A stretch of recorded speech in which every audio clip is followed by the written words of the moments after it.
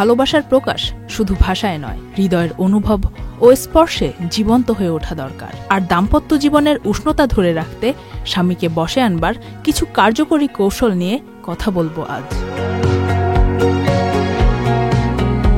স্বামীর মন জয় করতে চাইলে স্ত্রীদের উচিত কিছু বিষয় খেয়াল রাখা। এর মধ্যে অন্যতম হল পুরুষের মানসিক গঠন। সেই গঠন অনুযায়ী ভালোবাসা প্রকাশের একটি গুরুত্বপূর্ণ উপায় হল শারীরিক ঘনিষ্ঠতা। তাই একান্তে সময় কাটানোর সময় উদ্দীপনামূলক, সুন্দর ও স্বামীর প্রিয় পোশাক পরা অনেক সময় সম্পর্ককে রাঙিয়ে তোলে।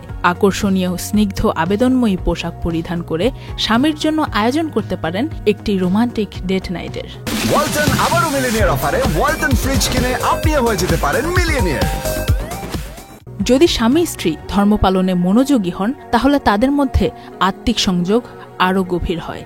এই সংযোগ অনেক বড় স্পিরিচুয়াল বন্ড তৈরি করে, যা শারীরিক সম্পর্কের চেয়ে অনেক বেশি গভীর। পুরুষের অন্যতম চাওয়া তার স্ত্রী যেন তাকে শ্রদ্ধা করে। স্বামী যদি ছোটখাটো কিছু অর্জন করে বা কোনো দায়িত্ব পালন করে, তাহলে আন্তরিকভাবে তার স্বীকৃতি দেয়া তার আত্মবিশ্বাস বাড়ায় এবং স্ত্রীর প্রতি তার ভালোবাসাকে গভীর করে।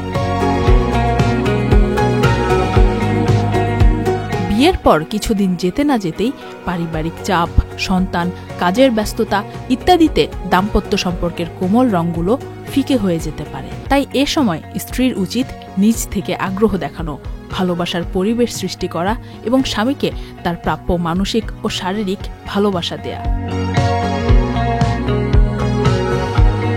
দিন শেষে ক্লান্ত এক স্বামী যদি বাসায় ফিরে শুধু অভিযোগই শোনে, তাহলে সে ধীরে ধীরে দূরে সরে যেতে পারে তার স্ত্রীর কাছ থেকেই। তাই অভিযোগ না করে সুন্দরভাবে বোঝানো, অনুভূতি ভাগ করে নেয়া সম্পর্ককে সুন্দর রাখতে পারে আমৃত্যু।